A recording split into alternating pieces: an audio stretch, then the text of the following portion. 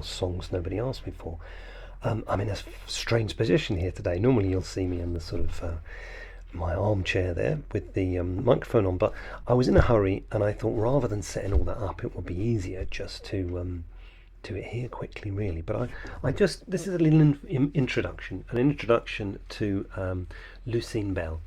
Really was excited to catch up with them and caught up with them in their kitchen, or one of their kitchens, Alex's kitchen I think it was, or no, maybe it was Phil's kitchen. Really nice band, three-piece band, and really interesting to meet Anna, who's the songwriter, all of them really. And I really just want to sort of notice and appreciate that Alex was really supportive early on, before I'd ever met them, with the Songs Nobody Asked Us For event. Really, liking a lot, saying, giving us lots of verbal support, saying he wanted to come along but wasn't able to in the end. But I really appreciated it. And they were one of the bands that very early on said, look, we'd like to be involved and could we do an interview, and that's great. And so it's really look forward to that, and finally got to meet them, Few sound issues because I was in someone's kitchen, and I made some rookie errors, and one of the rookie errors really was just around the fact that I had the microphone, as I have now, I have it on my desk, but because everybody was having cups of tea and stuff like that, so I'm doing this sort of thing, it makes a noise, so had to do some editing of that. And also the guys were a little bit louder spoken than Anna, so kind of had to adjust some of that, but I think it's gone well and it's fine, and was good to speak to them. So look, here's the interview, and do watch out for them. They're a sort of up and coming band really, and I've put the links on the intro and outro to how you can find them. Go listen to their music, Lucine Bell. And as you'll hear, Anna has been doing that music for quite some time, and this live iteration of them is relatively new, so be good to go and sort of check out her original stuff. And then I think they've just released a sort of live at the PMC EP, which is kind of worth having a listen to as well. Okay, enjoy, and I will be back next week for my 50th anniversary episode, which is really exciting, especially for me, as I haven't actually done one yet. I'm just sort of trying to think about what I might say, but there we go. In the meantime, Lucine Bell, fantastic, really enjoy, like, subscribe to the podcast, and I will see you again soon. So, should we start? And welcome to my podcast, Songs Nobody Asked Me For. And I am with Lucine Bell. Yep, you are. Right, so in my head I kept saying Lucine, I don't know why, but Lucine Bell. And I'm going to need you to introduce yourselves again, because I get very nervous about these things. And I know it's Alex. Yeah. And it's Anne. Anna. It's close. Anna and Phil. Okay. And I'm at your house, which is fantastic. And it's my first sort of house podcast. Oh, and the dog as well. And the dog. Who's the dog? Stevie. You can't see Stevie. And you can't see me, can I? After Stevie Nicks.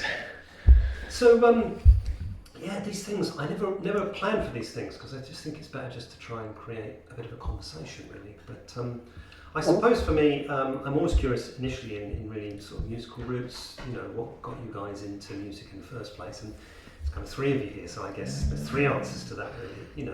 Were there people in your families as you were growing up? Were there sort of, you were a lone person treading into sort of music? And what's your background and experiences? Who's going first? We'll go this way, shall we? All right, go on now.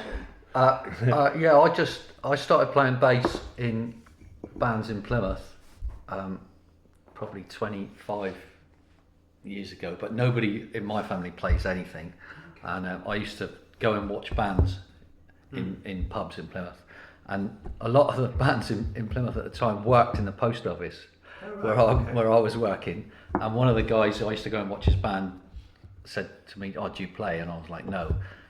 I had a guitar, but I couldn't play it. And he said, "Don't bother." He said, "Get a bass. I'll have you up playing in a week." And I ended up playing with getting up with his band a few times. And then when these bands split up, the remnants of that band, we started a band.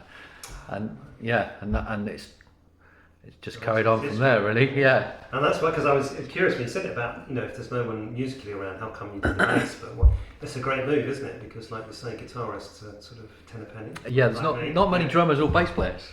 No, you never sure work. No. Wow. And what about for you, Anna? What was your background and experience? Well, I started fairly young. I was I think I was about 4 when I started playing the piano. Oh wow. And my family are fairly musical, but my parents didn't really play an instrument, but they had a piano in the house. And then I started playing the violin when I was 5, and I just really, really wanted to play the guitar, the electric guitar. I used to listen to a lot of, I think, Guns N' Roses, that sort of thing. And I just loved the sound of the electric guitar, so I finally managed to persuade my parents to buy me one when I was probably about 7. Oh wow. And then I started playing in bands with my friends, and then ended up doing a commercial music course at Bath Spa. Okay. Right. And then I started writing songs, and then I met a few people and did an album with a guy called Matt Terry in the Midlands. Okay.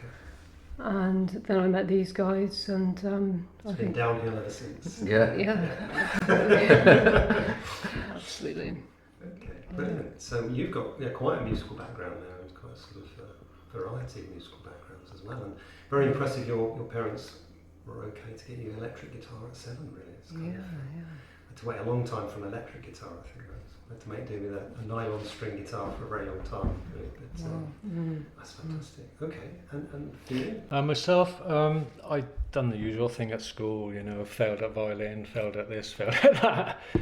In a little punk band at 15 in the music rooms in the school, thrashing it out. And that, obviously, then we left school and nothing happened. You know, a friend of mine was doing his classical guitar exam, and I watched him do his piece that he was going to produce, you know, and I was just like, wow, I've got to do that. So I spent 25 years studying classical guitar, classical music, scores, writing music and stuff like that, and then I found drums, which was just much more sociable and much more exciting. My life, yeah, and easier to perform as well, you know, to perform playing complicated guitar pieces is hard. To get them to performance standard, it takes years and years, you know.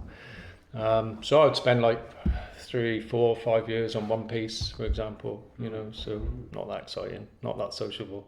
So anyway, I was inspired by people, drummers for Land of the Giants, basically, really. I was going to go and see them a lot. Andy Quick's band, you know. Yeah. And I'd be pushed out of the audience, and I'd be alongside the drummer, and I was watching him work, and I just thought, wow, that's just amazing, isn't it? And he'd be laughing and smiling, and all his limbs were going, and the whole thing was going, and I just thought, same as the influence with my mate doing his guitar, classical guitar. I was just thought, right, I've got to do that. Right. Yeah. Wow. And are you a smiling drummer? I've had 2 drummers, and they have what they call drummer face. Definitely. Which is where they he's got that. Get pictures, publicity pictures of them looking miserable as serious. Yeah. So I think it was at difficult gigs, I'm something, just capped down and got to concentrate. Right. Really. So you need to Hopefully. practice your grinning a little bit more. Yeah. I do need to lighten up a bit. So how long have you been together as a 3? As 2 years now. Lucine Bell? 2 years. 2 years. Okay. And how did you get together? How did that happen? Well, I was playing in my band, and we pretty much run out of steam after 10 years, and it was coming to an end. And I thought, I'm going to pack up playing because, you know, band starts to run out of steam, and you think, I've been doing it for ages, I'll do something else. And I bumped into Phil one day, and he said, I'm meeting Anna, and wants to do her own music, wants to go out gigging. I'm going to have a go at playing drums. Do you want to come along and have a go at playing bass?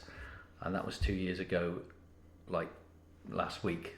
And so I listened to some of the stuff online, and I was like, sat at the back with the bass, try and get a few, you know, so you don't turn up totally green. And then it was all in different tuning anyway, so it didn't make any difference. So, but yeah, so we did like kind of like 7 months of rehearsing, didn't we? Probably. Yeah. And then I just started booking gigs because you can't rehearse forever because No, at some point you got to just go out and play. So yeah. Yeah. And how have you been finding that? You know, I always dance around in these conversations, but one of my themes in all of this, obviously, in the podcast is I mean, I was terrified. it's tough playing original music. It's tough. Well, we were quite lucky, weren't we? Because we had a really good little run when we started playing from sort of August last year. We had kind of like 9 gigs on the bounce, and I thought we weren't going to get any gigs playing. It's really hard to go to pubs and say, or any venue and go, it's totally original. It's hard, and it's hard enough getting gigs anyway. But if you're playing, you know, punk, new wave or whatever, you can go, oh, you know, we play the Clash or whatever. Yeah. But when but we had a really good little run, and I was really surprised that we could get gigs. And then I've been booking our own gigs as well, so that's the way to do it as well. I think so. We just said that off camera earlier, didn't we? Yeah, and I think it is partly the way forward. Yeah. And I think it helps the scene, because I think possibly there's the beginnings of an emergence of a bit more of a scene around again. Definitely, But I think, if we have an ability to also be booking gigs, and as I say, what I try to do with ours is to start inviting other people to come play with us, so that they get an opportunity, and then they bring people along. Yeah, I've just booked the Underground in for September, so we'll be looking at, you know, get another 2 bands to play with us, you know, that kind of thing. Yeah, it's perfect. Fantastic. Wow. And you were saying it's a bit nerve-wracking when you first... Oh, Is it the first time you've actually gone out playing drums? It's like, yeah, oh wow, that's really... So 6 years, I think probably 6 years I've been playing drums now. Okay, right. From scratch. So I was petrified. Yeah, I bet. Yeah, I was in a previous band before this, just a little bit, and it didn't work out. Al supported me on that because I was petrified on that as well. So he was coming along to the gigs and going, go on, you'll be all right. Head down. And you're self-taught as well, you just pick it up yourself? Yeah, self-taught, yeah, pretty much, yeah. So our last drum, he's become a percussionist with us now, which is great, but he learned that. It was very much, he started on a con, and then he found a pedal that would go on the front of the con, and he had a snare, and then and over time, and I think what we've noticed now is that he played things slightly differently than we've got now. A very amazing drummer, but you know, the rhythms are slightly different, and I'm really beginning to appreciate both, because Gray, our older drummer, would do something that was quite unusual, quite different, because he taught himself. Yeah. So I think there's something. Yeah, absolutely. Yeah. As well, yeah. I mean, I follow loads of drummers anyway, and we all watch what everybody else is doing. But essentially, we come up with our own version of it, don't we? Yeah, I think so. Work it out, don't we? Yeah. It's No, never we're quite end- lucky because Anna's got a very high patience level, so it's all material, and we've got to kind of interpret that. Absolutely. Well, I was literally about to say, well, that's enough of these. I want to talk to the songwriter, because you know, it's kind of about, obviously, again, you know, it's a podcast about original music, and I guess, what? Tell me a little bit about that. I'm curious, if the guys don't mind me asking a little bit about this for a few minutes, but I have this little curiosity about how people become songwriters. Really, you know, I think when I was younger and I was learning, I could have got into, I really want to play this like this, but instead got into, I want to do something myself. And I suppose I wonder how that happened for you, or how you think you evolved into becoming a songwriter. Well, I really listened to an awful lot of music that I never really got to play when I was at school, that sort of thing. I was learning the violin, I was learning classical music, but I had this massive sort of passion for heavy metal music and rock music and blues music. And I really just wanted to, I found that the self-expression aspect of learning the guitar was fairly, it was sort of a bit limited, just sitting there sort of playing my own stuff on the guitar, and it took me ages to even write a song that I was proud of, to even play to anybody, but it was something that I really wanted to do, and I literally just sort of sat there and wrote songs for ages, and I think it was mainly, I probably became a songwriter because I was so sort of, what's the word, I was sort of really wanted to be a songwriter, but I was told I wasn't allowed to be. Almost, it was like I was being stubborn. It's in a like way. rebellious, sort of stubborn sort of thing. Yeah. And how does it work within the band? I mean, presumably, do you bring the material to the band and then let them have their own reign with it, or have you got ideas when you come, or are you a dictator? How does it work? To begin with, I mean, I had recorded quite a lot of stuff, and I also play drums, and I played bass, and I played a lot of the instruments on my first album. Right. So I kind of knew, or I thought I knew, what I wanted to hear and how I wanted it to sound. So initially, it was teaching them, Alex and Phil, the parts. But as we kept going, it became more of a sort of a group thing, you know, more of a sort of people. Alex would add something in that I really liked, and then Phil would do something on the drums, and it was really cool. Hopefully. That was unexpected or something. Yeah, and it was it seems to have become more of a sort of almost like an improvisation when we're doing our rehearsals and things. And I think, I mean, we have a similar experience in that when I first had musicians join me, I wanted them to do what I'd got, but realised very early on that then that has to shift into, well, here's a song, you know, I'd like just me and the guitar on the tape, take it away, bring something back, we'll jam on it. Yeah. And then I get a creative buzz from that bit as well. So it's like a double burst of creativity for me, because then I'm listening to that, and the jamming bit is just great when it all comes together. And you know, sometimes it doesn't, and sometimes I say, I don't really like that bit, but other people do as well. And quite often our first attack at it is really, really good, and we haven't pressed record. And then the second one you're a little bit tired, and the third one you're really tired, and then you record the worst version of it. And then we take it up next week. It's not a problem. And do you always, does everything you write work, or are there songs that you end up not doing as a band, or generally you got 100% success rate? How does it go? You've got a lot of songs, haven't you? That's the thing. There's a lot. So recently it's been like there's the recorded stuff that's already out there, and because we're more of a band set up now rather than so it's been trying to learn some newer stuff, the stuff that isn't already out there. Yes. But you've got stacks, haven't you? I've got lots of songs, and most of them will never be sort of released or anything, but we've got tons left to do. So. And are you still writing? Yeah. I tend to write in the evening. I tend to sort of do that to keep myself busy, and yeah. And it's so when you're rehearsing, you're just making sure you're up on what you know, and then. Well, we try and get together like at the weekend, just me and Phil, to catch up on what we've been doing on the Wednesday, so we don't forget too much. But yeah, normally, innit, we're like working on like sort of 2 or 3 songs at a time to get the set bigger. Yes. Yeah. So when we first went out playing, we only had about 8 songs, wasn't it? But and just go and try and support somebody, or go and just to get out and play, and then keep adding to it.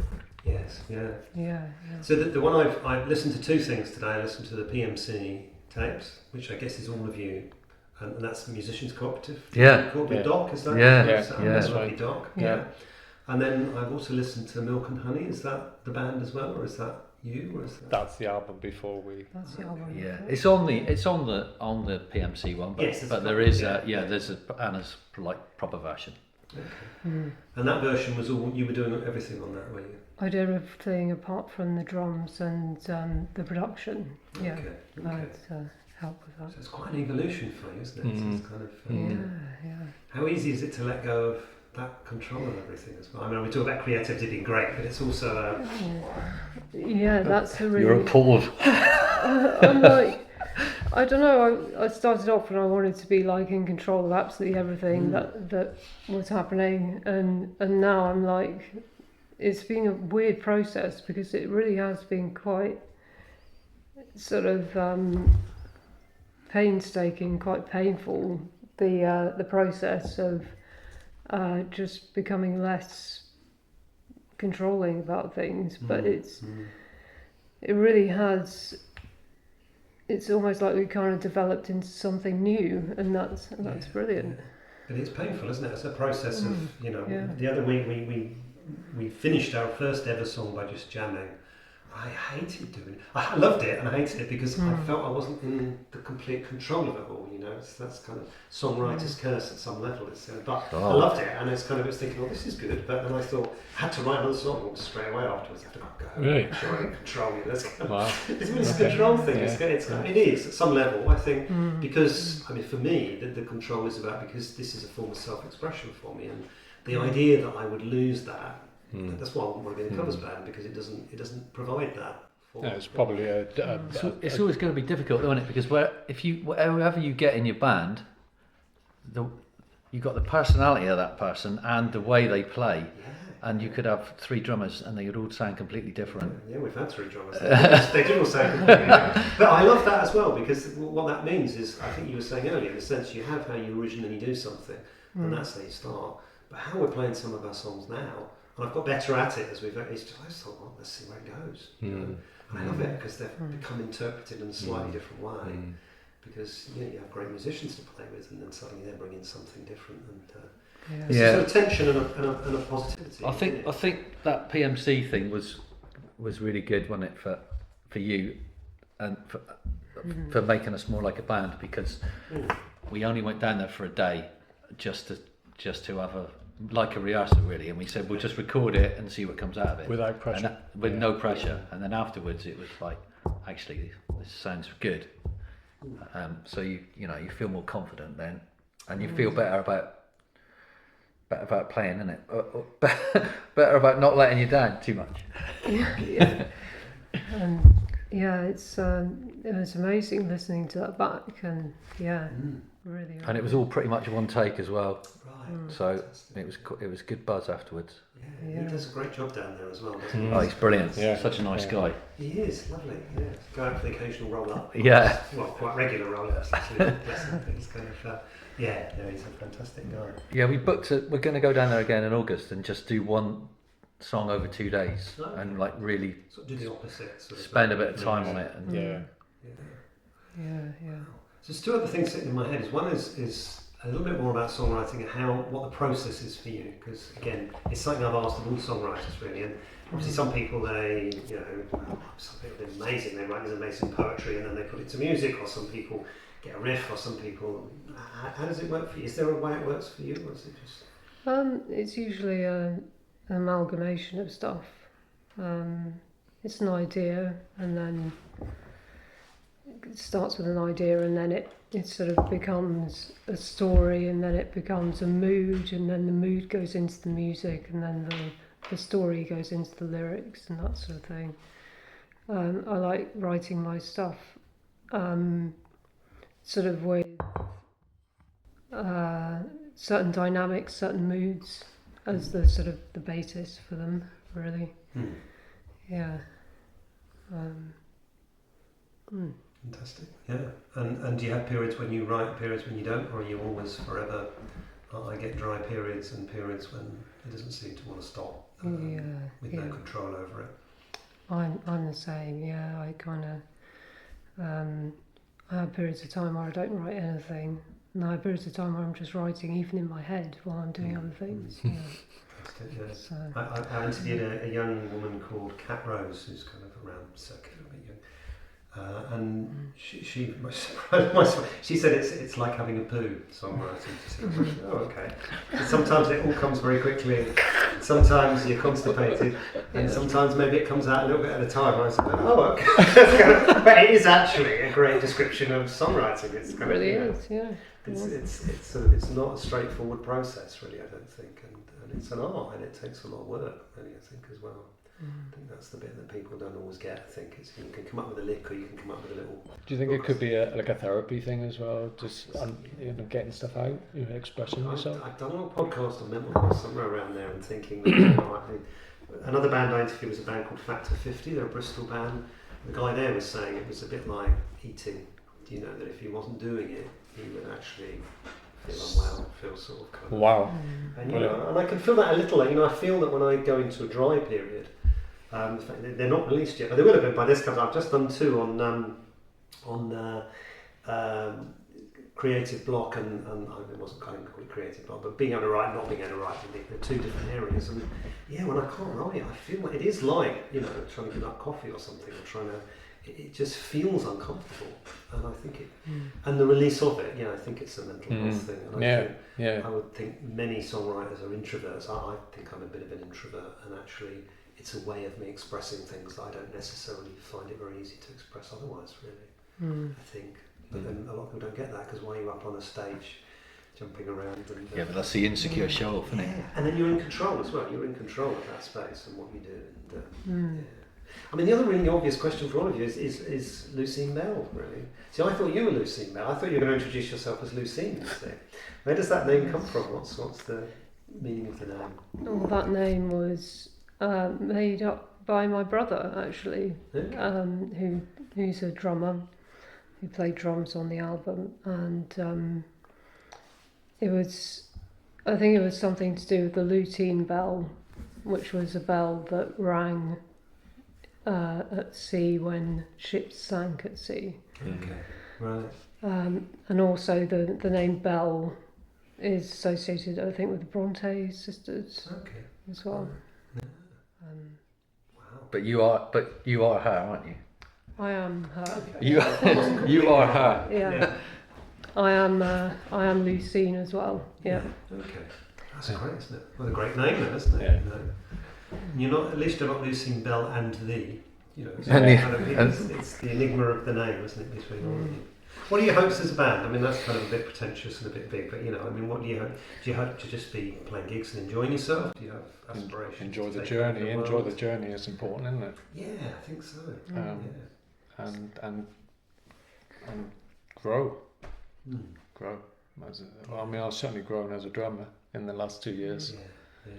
Had to. And growing as a band's changed, doesn't it? Again, I was in indie bands in London in the 90s, and it's a very different process of how you succeed or move forward, isn't it? Because so much of that is around the social media stuff, and how are you managing all of that? Is that sort of... We were just talking about that actually before you came, and one of the things that we're not doing is really focusing on the social media. I mean, we're not trying to sort of.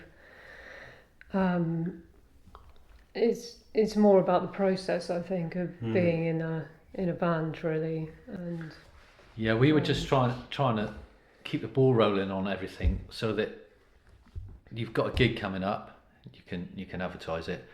If you're recording, or you've got something, as long as you've got things coming up, you can put it out on social media, but not be obsessive where there's like doing 3 million posts a day or whatever. Just being a band really, and playing and recording, which it's a complex thing, isn't it? It's a complex thing. I can sometimes move into the obsessed place. Never 3,000 a day, but I do get these periods, like in a week, when I realise I just don't have any pictures or any recordings or anything I can use, and I'm thinking, it needs to be putting something on there. It's kind of, and then having to recenter into that place, like you say, and I think in the end, all you can do is make your music as good as it can possibly be. Yeah, and you can do all the things that are available, which we've done, like this. Like the last few weeks have been brilliant for us because we've got an EP out, we've put a video out, which we shot, did it all ourselves, and downstairs, and on the beach. On the beach, yeah. So we've had, and we haven't had any gigs since April. I think it just kind of flatlined a bit, which I was expecting anyway. But we've had things that we're doing and things to put out. So as long as you keep it ticking over. I think so. But I think the gigs are definitely because the material is really, really good, and the gigs have been good. Every gig we've done, even, you know, and we're playing totally original music. But And we it's haven't- original music, if you see what I mean. It's, Yeah. Yeah, Yes. it's very different. You know, it's good. It's what you want, isn't it? Really. Yeah. You don't want to be compared to anything. No, it's difficult because people say, "What do you sound like?" And I don't know, really. I know. I've done another podcast on that. There's this. I'm coming up to my 50th actually, so it's pretty. It's still chugging along. But yeah, it's one of those things. It's a compliment that people give you that is kind of completely the opposite, but you know why they do it. You know, it's someone's trying to say, "You sound like." Okay. Yeah, I don't think I do. Yeah. So, but yeah, people are trying to find a way of making a connection with you. It's been really good to talk to you, and looking forward to seeing where you go and what happens for you. Really. And, Thank you. Thank you. just keeping, like you're saying, I was keeping the music real and all that. But it's, I think, as I say, I feel there's something stirring around. There's some really good bands around. Yeah, I think so. And what I'm trying to do here is a little part of trying to create a bit of a scene and trying to sort of get people known a little bit more. And the gigs that we're doing from this, which, as I say, we're really keen to try and get you into one of those, is also trying to promote that. But there are other things, you know, if you know, the Marina Bar's doing a great thing on Thursday night sessions. If you don't have Cam's contact, I'll give you that. It's kind of there's a lot of little things around. Yeah. And that's the other thing we need to do. Yeah. Is we need to be helping each other and sort of Yeah, definitely. seeing bands as competition and just sort of No, trying to- definitely. No, I've never felt like that about other bands. I think if you can offer someone else a gig, or I think so. Yeah. you know, And that's how we get the place going. You know, it's kind of. I played in London. It was a nightmare. It was kind of back in the 90s. But I always take photographs of all the controls on my pedals and my amps, and that's because we used to set up, and then sometimes when you were out having a pee or something, someone would come along from another band and change all the controls on you. You used to glue them. yeah. My old band is glue the settings. I hadn't really thought of that. The trouble is, every now and then I think, oh, I don't like this, I want to sort of change it, and then I get screwed. Don't even sound check, just plug it in and Plug it in and Off go. you That's a go. good idea. No, Cover I used to draw them back then. I used to have a little thing where my controls draw. Like the drummers have memory locks, don't they, on the kit, you know, so you get the right heights every But time. I have to be honest, since I came to Plymouth 30 years ago and I started playing a little bit now on my own, and it's been complete opposite really, because mostly people are just really nice. I've just come across such lovely bands and great places. Yeah. And, it's just shrinking a bit, that's all. And the desire for people to listen to covers bands is expanding, and so between those two things, we somehow have to survive and thrive, don't we? it's definitely possible though. Yeah, it is. Yeah. It's definitely possible. We did a gig with a band called Horse Divorce from Yeah, I Tavi. know. Sean knows you. Yeah, I know Sean very well. He was one of the first people to do an interview for me. Yeah, And, so we put them on at the Leadworks with us Last November. and I went up to Wolf to see them like a month before that, and it was packed and they were brilliant and they're like the nicest guys. you know, And I they- hate them. I hate them because they're the nicest guys and they seem to pack people out. And they can play really well. Yeah, And they're funny. yeah, they're very funny. They're very funny. I think that's what does it. I think there's a certain personality about them that's Yeah, quite absolutely. charming, really. Yeah. But I'm going to cut all this bit out. 'Cause yeah, don't, I don't want yeah. Sean to Don't hear big it. him up too much. Yeah. No, I love Sean. And the amount of people that know Sean as well Yeah. is kind of amazing, really. But yeah, he was really supportive really early on. He's a young gentleman. He is a young gentleman. He's quite involved in that Tabby Fest I was right. I was talking to you about, because That's right. he's a Tabby boy, isn't he? Yeah. So, Yeah. Seen the video on the back of the tractor, isn't it? And they're all playing. Brilliant. Yeah. So look, it's been really lovely to meet you all. I look forward to meeting you out there. Certainly we'll pass on a few venues and places that. Yeah, that'd be great. Love to play with you sometime. Definitely. Brilliant. Thanks for your support, because I know you've been in touch a few times, Alex. Just wish us luck with stuff, and I really value that because Yeah. as I say, I was new to it. I was basically cacking myself when I was setting the whole thing up. So I'm gonna keep going. Yeah, definitely. Yeah. Okay. Well, look, you need to practice, I guess, if you haven't already. I need to practice. We've got a gig in 3 days' time, so yeah. Yeah, Take good luck care. with that. Yeah. Thank you. Thank you very much. Thank you very much. Thank you as well.